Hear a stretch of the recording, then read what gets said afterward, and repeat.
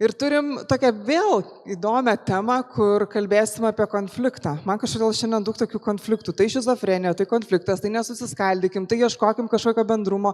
Ir čia mes neriam į tokią emocinę gerovę. Tai kaip tam darbuotojai, kaip vadovam nepasimesti, kai reikia siekti rezultatą ir tuo pačiu visa aplinka šaukia, kad emocinę gerovę pasirūpinti būtina.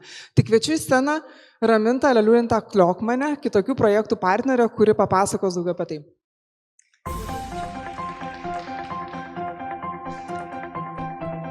Sveiki. Šiais laikais vadovai organizacijose valdo ne tik projektus, jiem tenka atspėti ir kaip žmonės jaučiasi, pakalbinti juos apie tai.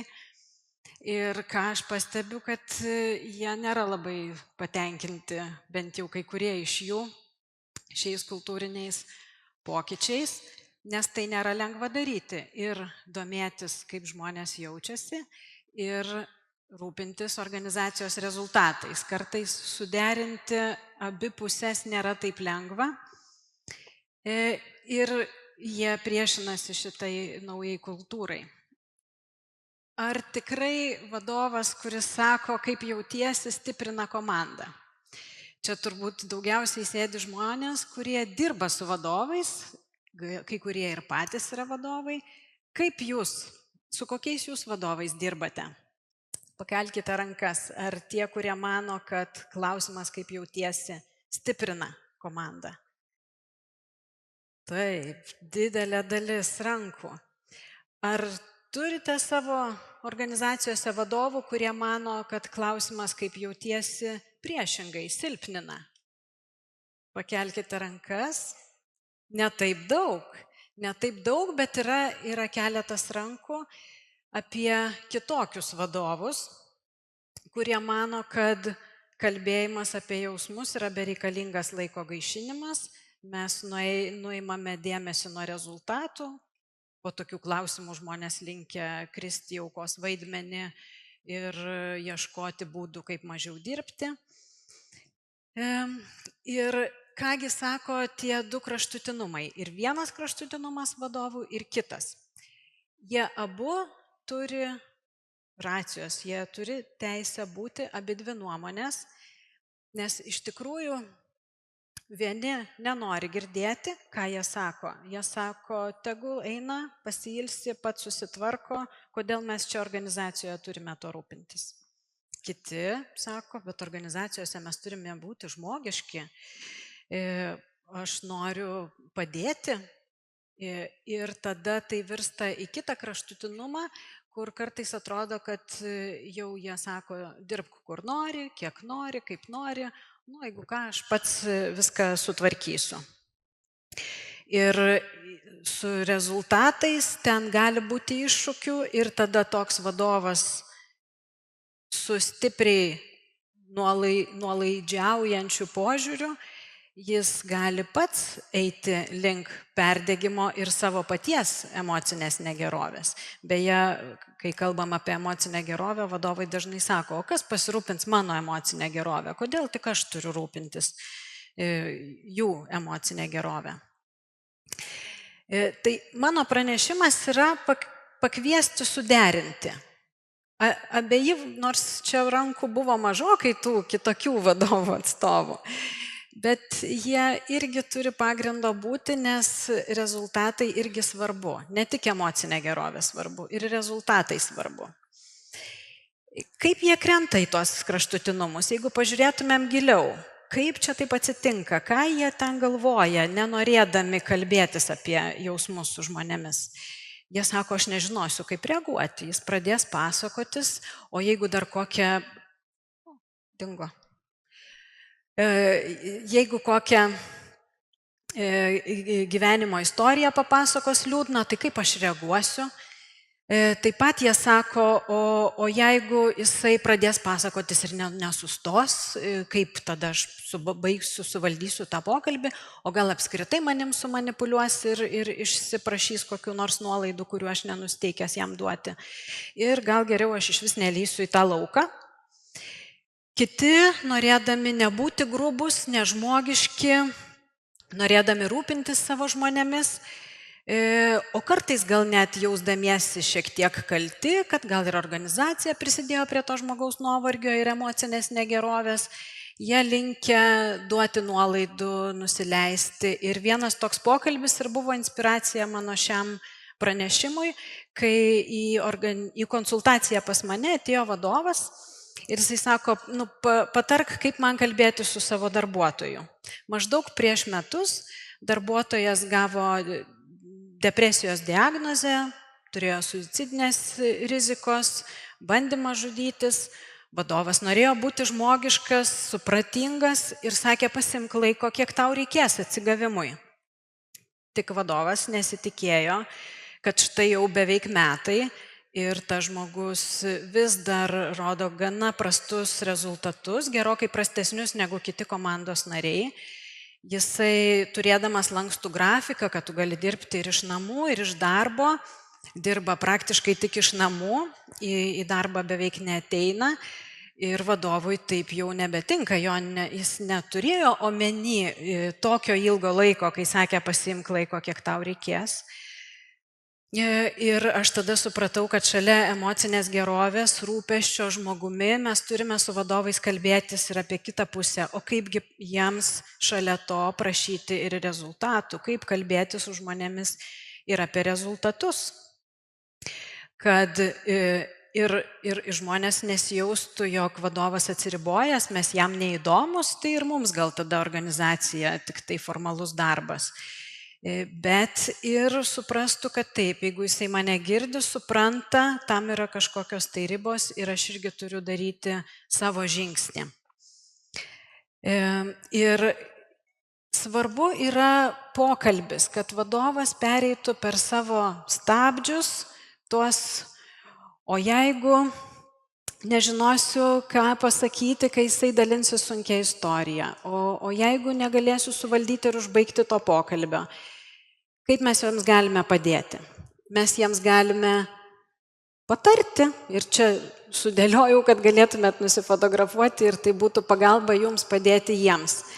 Kai nežinai, ką sakyti, prisipažink. Galima žmogiškai pasakyti, o iš tiesų, tu išgyveni sunkų laikotarpį ir aš nežinau, ką netgi pasakyti. Taip galima ir prisipažinti.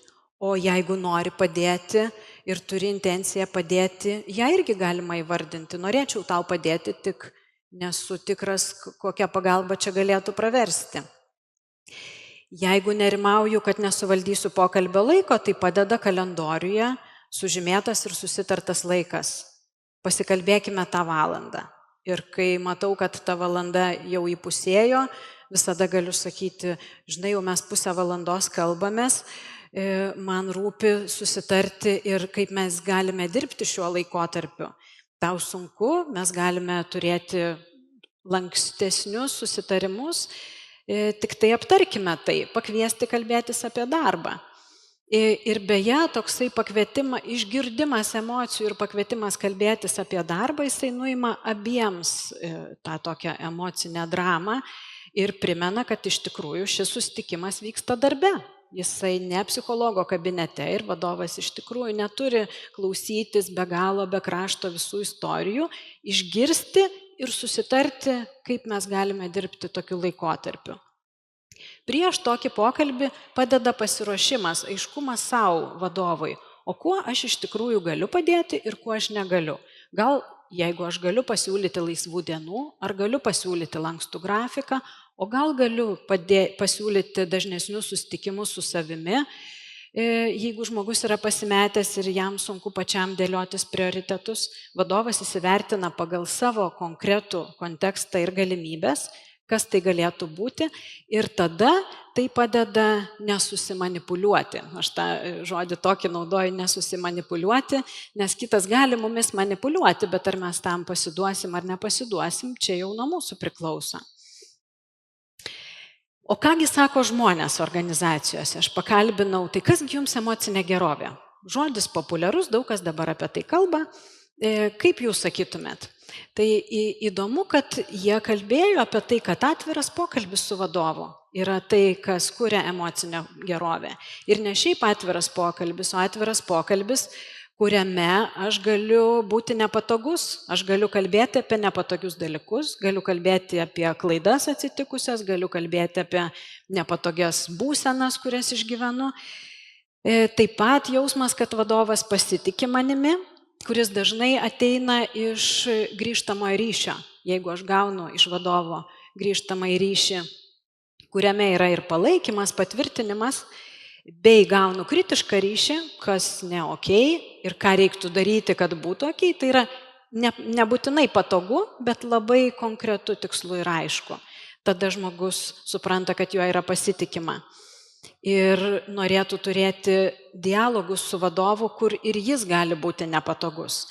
Tai kitaip tariant, žmonės yra nusiteikę ir netgi nori ir sako, jeigu aš galiu turėti nepatogius pokalbius iš abiejų pusių, tai prisideda prie mano emocinės gerovės. Ką beje aprašo ir psichologinio saugumo mokslininkė Amy Edmondson, kuri sako, kad psichologinis saugumas tai nėra nuolaidos ir švelnumas organizacijoje. Tai yra galimybė kalbėtis tiesiai apie atsitikusias klaidas. Ir kaipgi kalbėtis, kaipgi vesti tą atvirą pokalbį, kuriame siekiame suderinti ir išklausimą apie emocijas, ir rūpestį organizacijos, komandos, žmogaus rezultatais ir juos suderinti. Šį pokalbį struktūrą pritaikiau turint omeny tokiai sunkesniai situacijai. Įsivaizduokime, kad žmogus išgyvena sunkų laikotarpį, kur išgirdus istoriją, suprantam, kad istorijoje yra įkrautų emocijų ir aišku, kiekvienas žmogus irgi šiek tiek yra to paliestas, to, ką kalbėjom, kad vadovams nejauku eiti į tą momentą. Ką galima daryti? Įvardinti. Matau, kad liūdna ir pikta gali būti, žmonės išgyvena įvairių dalykų. Gaila, kad taip atsitiko. Tiesiog žmogiškas komentaras ir įvardinimas ir viskas tiek užtenka ir tiek yra labai daug. Ir po to pereiti prie pokalbio apie darbą. Aptarkime, kaip mes galime dirbti šiuo laikotarpiu, ką mes galime susitarti apie darbo organizavimą, būti pasiruošus pasiūlyti pagalbą ir išvardinti, ką aš galėčiau, galbūt nori laisvų dienų, galbūt nori lankstesnio, galbūt nori susitikimų su manim, ką minėjau, galbūt dar kažko. Ir būtinai paklausti, kas tau iš to praverstų, o gal niekas, gal kažkas dar kitas, ko aš čia negalėjau atspėti. Ir būtinai rekomenduočiau ne tik siūlyti primiktinai, bet ir pasitikrinti. Ką aš pastebiu, kad dažnai žmonės, kurie išgyvena netekti, darbe susilaukia pasiūlymo išeiti atostogų. Gal tau reikia laisvų dienų, gal tu nori atostogų. Ir labai dažnai tie žmonės sako, ne, aš nenoriu atostogų, nes darbas, darbinė struktūra ir ritmas, jisai padeda išgyventi sunku emociškai laikotarpį. Tai, kad žmogui sunkus emociškai laikotarpis, nebūtinai jisai nenori dirbti. Jam gal darbas kaip tik yra emocinė pagalba, o ne dar didesnis emocinis krūvis. Bet jeigu mes susitarėme dėl kažkokių tai nuolaidų, dėl kažkokių tai pakeitimų, mes būtinai turime įsivardinti ribas. Tai yra tai, ko nepadarė tas vadovas mano pavyzdyje. Jisai pasakė, pasiimk laiko tiek, kiek tau reikės, o verčiau būtų pasakęs, pasiimk pusiai metų, iš tiesų suprantu, kad situacija sunki ir po pusės metų grįžkime ir tai aptarkime. Jeigu jis būtų tai pasakęs, jam būtų pačiam jaukiau ir drąsiau grįžti ir sakyti, žiūrėk, pusę metų praėjo, aš jau norėčiau, kad tu daugiau darytum ir labiau susiimtum darbų klausimų. Nes ką tai reiškia, kol yra nuolaidos vienam, kažkas kitas juk turi paimti tuos darbus ir daryti. Ir kaip ten jaučiasi ir kaip su emocinė gerovė tada yra tų kitų komandos narių. Todėl girdėti žmogų, paisyti jo, bet ir susitarti apie ribas yra naudinga visiems. Yra naudinga, tiesą sakant, ir pačiam žmogui, nes jis jaučiasi ir išgirstas, bet ribos taip pat duoda saugumą ir aiškumą. Žmonės juk jie suaugę, blaiviai mąstantis, jie patys supranta, kad negali taip tęstis be galo, kažkur yra ribos, jie pradeda apie tai spėlioti, turi įtampos, kartais patys nedrįsta, tada pradeda bijoti, o gal mane čia atleis po visų šitų nuolaidų. Ir tiesą sakant, ribų įvardinimas jiems irgi būtų pagalba. Struktūra, saugumas ir pagalba, kuri beje, grįžti į darbą depresiją sergančiam ir daryti bent kiek nors daugiau yra, kai aš kažkiek tai padarau, mano pasitikėjimas savimi stiprėja. Dar kažkiek padarau, jisai vėl stiprėja. Ir tiesą sakant, tai gali būti pagalba lipti iš tam tikrų psichologinių būsenų. Tai darbas nėra visada vien tik tai tas, kas mus skriaudžia. Darbo terapija juk irgi žinomas reiškinys. Taip pat naudinga komandai, nes komanda, kaip kalbėjom, dažnai veža tada papildomą krūvį, jeigu kažkas gauna nuolaidų. Ir kai jie žino, kad tam yra ribos, tai pasibaigs tada ir tada, yra lengviau vežti didesnį krūvį, kai žinau, kai yra pabaiga. Jeigu aš nežinau, kada bus pabaiga, emociškai labai sunku. Iš kitos pusės jie mato, liudija, kad mano kolegos būsena vadovui rūpėjo ir kažkaip mes visi susistygavom, kad paremtumėm, palaikytumėm tam tikrų sunkių laikotarpių. Tai galbūt, kai man bus sunkus laikotarpis, aš irgi gausiu pagalbą. Čia irgi yra toks pozityvus liudijimas. Na ir vadovui gerai yra žinoti, kas vyksta su jo žmogumi ir ko jis iš jo gali tikėtis. Daugiau išgirdęs apie jo gyvenimo situaciją ir būseną, tu gali labiau tikėtis, kas gali atsitikti, kartais netikėti elgesiai ir mūsų reakcijos. Ir taip pat tada lengviau grįžti prie pokalbio apie rezultatus ir ribas, kai jau esame sutarę, kad grįšime apie tai pasikalbėti. Kai kurie žmonės nenori priimti tų nuolaidų, nes irgi pergyvena, kad dabar bus čia tos nuolaidos, o paskui aš paaukštinimo negausiu, o gal man atlyginimas sumažins, gal dar kažkaip tai. Ir kai mes pristatome pagalbos siūlymą kartu su ribomis, ir kitam žmogui yra lengviau jį tada priimti. Čia tik tam tikram laikotarpiui.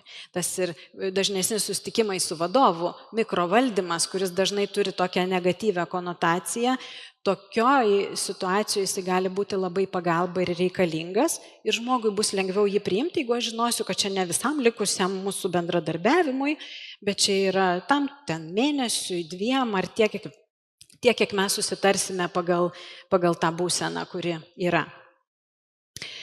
Taigi, apibendrinant, emocinė gerovė ir rezultatai nėra priešai. Žmonės nori būti suprasti ir jie yra pasiruošę priimti ribas. Nuolaidžiavimas be ribų gali silpninti komandą ir organizaciją, o visi nori dirbti stipriose komandose, stipriose organizacijose, kurioms pavyksta pasiekti rezultatų. Kad pasiekti rezultatų turime daryti darbus. Na ir jeigu jūs esate vadovas ar turite tą vadovą kažkur netoliese, priminkite jam, kad kai jis bus nusiteikęs daryti nuolaidas, kad prisimintų susitarti, kuriam laikui jas daro. O jeigu jūs esate tas darbuotojas, kuriam galbūt jau laikas pasirūpinti savimi, jūs patys galite inicijuoti tokį pokalbį su vadovu, pasidalindami savo situaciją, tuo pačiu pasidalindami, kokios pagalbos darbe, kokio kitokio darbų susitarimo jums reikėtų ir kiek laiko jums reikėtų tokiam atsigavimui. Ir tai bus tikresnio gyvenimo žingsniai organizacijoje. Ačiū Jums už dėmesį.